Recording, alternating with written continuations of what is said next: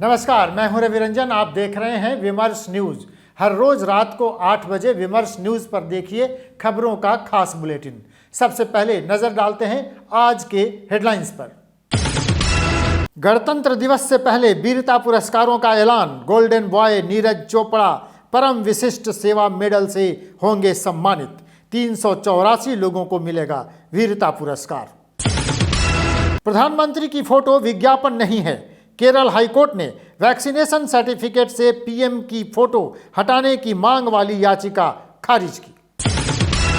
उत्तर प्रदेश में कांग्रेस के स्टार प्रचारक आरपीएन सिंह ने छोड़ी कांग्रेस, बीजेपी में हुए शामिल। स्वामी प्रसाद मौर्य के खिलाफ बीजेपी उनको दे सकती है टिकट। बिहार में रेलवे ट्रैक पर दूसरे दिन भी छात्रों का कब्जा। दिल्ली, मुंबई और कोलकाता जा रही ट्रेनें घंटों लेट। रेलवे की मेंटेनेंस गाड़ी में लगाई आग। बिहार में अपराधियों के हौसले बुलंद। अब गोपालगंज में ज्वेलरी शॉप से 80 लाख की लूट। दिन दहाड़े दुकान में घुस 4 बदमाशों ने सिर पर तानी बंदूक। भागने के दौरान की हवाई फायरिंग। पाकिस्तान हिंदू काउंसिल ने मोदी सरकार को भेजा प्रस्ताव में कहा, हिंदू, मुसलमान और सिख तीर्थयात्रियों को हवाई सेवा के जरिए भारत आने की अनुमति दें पीएम मोदी। तो चलिए अब खबरें विस्तार से।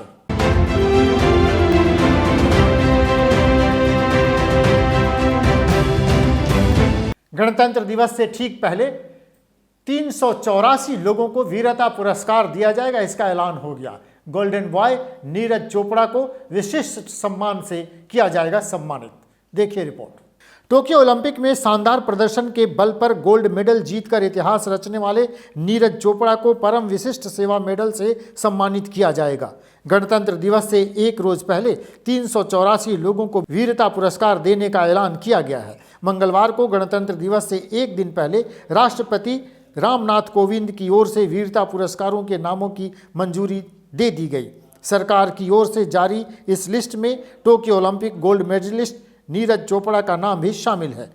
घोषणा के मुताबिक इसमें 12 शौर्य चक्र और 29 परम सेवा विशिष्ट सेवा मेडल, 13 युद्ध सेवा मेडल, 122 विशिष्ट सेवा मेडल, 4 उत्तम युद्ध सेवा मेडल और 53 अति विशिष्ट सेवा मेडल शामिल हैं। चलिए, गणतंत्र दिवस के मौके पर 384 लोगों को वीरता पुरस्कार से सम्मानित किया जाएगा।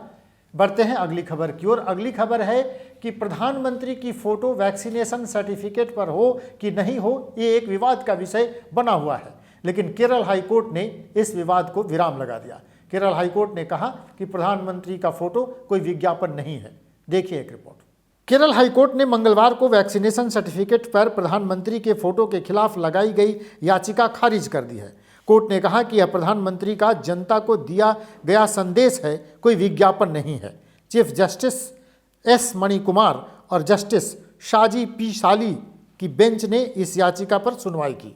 उन्होंने सिंगल जज बेंच के आदेश को बदलने का कोई कारण नहीं पाया, न ही याचिकाकर्ता पर लगे जुर्माने को कम किया। बताते चले कि इससे पहले 21 दिसंबर को भी आरटीआई एक्टिविस्ट के जरिए लगाई गई याचिका को सिंगल बेंच ने खारिज कर दिया था। साथ ही याचिकाकर्ता पर 1 लाख रुपए का जुर्माना भी लगाया था।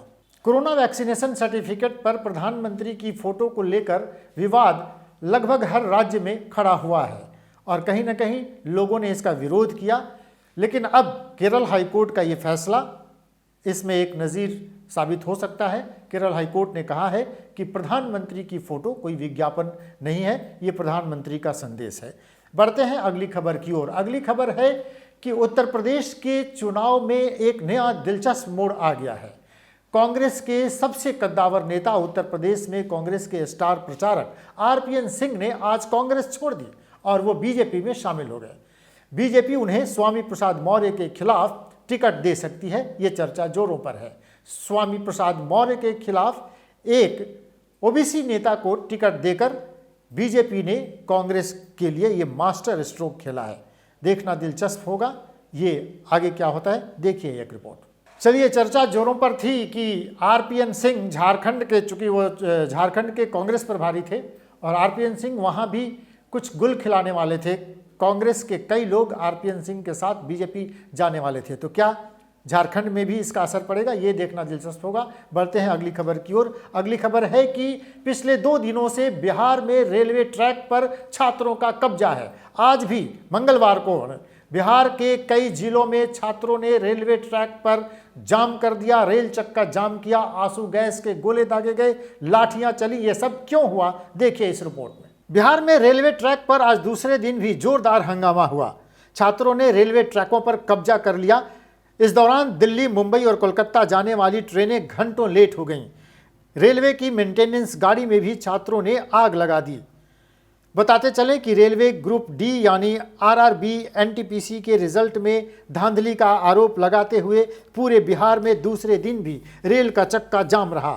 सोमवार को पटना के राजेंद्र नगर टर्मिनल स्टेशन पर छात्रों ने जमकर बवाल काटा तो पुलिस ने भी जमकर लाठियां भांजी।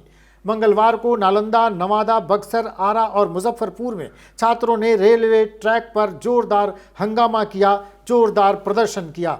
इसी वजह से नालंदा में आउटर पर दिल्ली जा रही श्रमजीवी और दिल्ली से आने वाली श्रमजीवी एक्सप्रेस रुकी रही।